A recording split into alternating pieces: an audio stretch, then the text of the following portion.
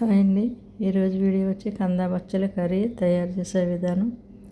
ఒక పెద్ద కట్ట బచ్చలు తీసుకుని కాడలు లేకుండా ఆకు ఒకటే కట్ చేసుకుని ఒక గిన్నెలో వాటర్ వేసుకుని కొంచెం సాల్ట్ వేసి ఈ ఆకుని ఆ సాల్ట్ వాటర్లో కడుక్కోవాలి. ఇలా కడుక్కున్న తర్వాత చిన్న చిన్న ముక్కలు కట్ చేసుకోవాలి.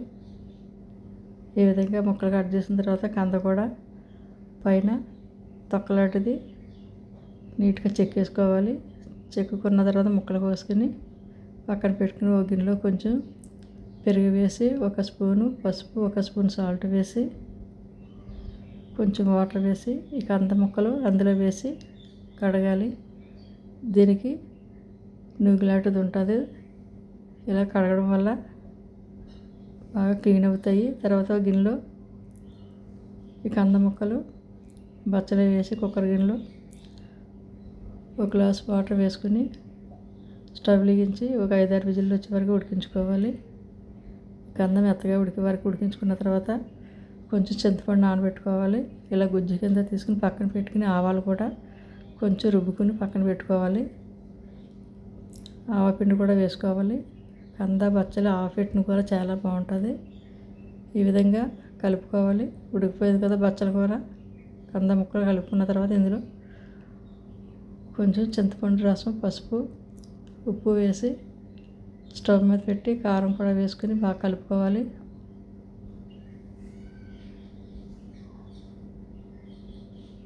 ఇప్పుడు చింతపండు రసం వేసుకోవాలి. వేసుకుని బాగా కలపాలి. ఈ విధంగా దగ్గరగా అయ్యే వరకే కలుపుకోవాలి కంద బచ్చలను కూడాను. తర్వాత స్టవ్ మీద కడాయి పెట్టి ఆయిల్ వేసుకోవాలి. ఆయిల్ కొంచెం ఎక్కువ పడుతుంది. కొంచెం అంటే కొంచెమే, మెంతులు ఎక్కువ వేసుకోకూడదు. మెంతులు వేసుకోవాలి కొంచెం. తర్వాత పచ్చెనగపప్పు మినపప్పు ఆవాలు ఎండుమిరపకాయలు పచ్చిమిరపకాయలు కారం సరిపడగా పచ్చిమిరపకాయలు ఎండుమిరపకాయలు వేసుకోవాలి. ఇంకా కారం వేయకూడదు ఈ కూరలో. తర్వాత ఫ్రెష్గా ఉండి కరివేపాకు వేసుకోండి. గుమగుమలు ఆడిపోద్ది కరివేపాకు వేసిన తర్వాత. ఈ పోపు బాగా సన్నని మంట మీద ఫ్రై చేసుకోవాలి. తర్వాత ఈ బచ్చలు కంద రుబ్బుకున్నది ఉన్నది కదా, అది కూడా ఈ పోపులో వేసేసుకోవాలి. ఇలా దగ్గర అయ్యే వరకే కలుపుకోవాలి. పోపు పెట్టిన తర్వాత 2 నిమిషాలు.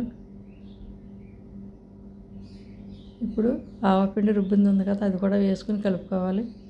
లాస్ట్న వేయాలి ఆవ ముద్ద.